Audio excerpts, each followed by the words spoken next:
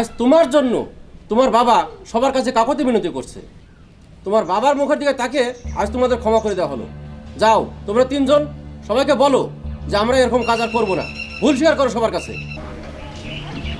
যাই হোক, এবারে আপনারা সমস্যার সমাধান করে নিন। এর পরবর্তীতে যদি এরকম ঘটনা ঘটে তাহলে কিন্তু আমি ছেড়ে কথা বলবো না। আপনারা থাকেন।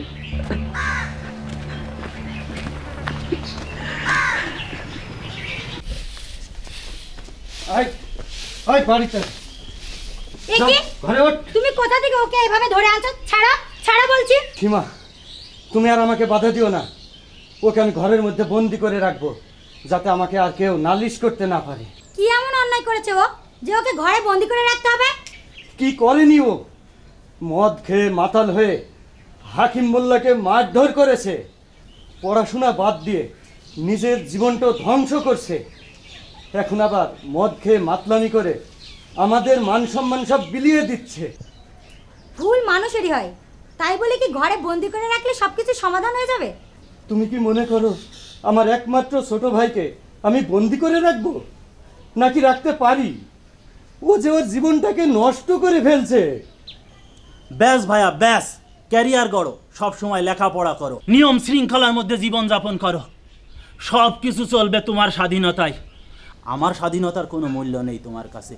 এসব কিছু আমার কাছে জেলখানার মতো মনে হয়। এ কি বলে গেল আমার ভাই? আমাকে কি বলে গেল? এ কি বলে গেল আমার ভাই?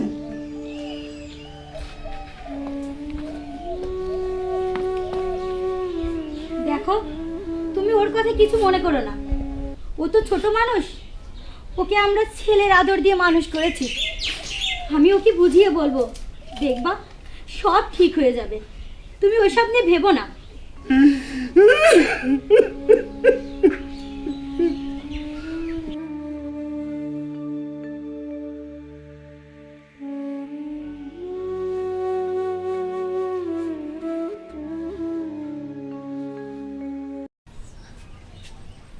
তুমি ওসব চিন্তা করে না তো। জুয়েল আর ও পথে যাবে না। ছেলে মানুষ, একটু ভুল করে ফেলেইছে। দেখো, ও আর ওসব পথে যাবে না। ওকে তুমি ক্ষমা করে দাও। কি হলো, কথা বলছো না যে?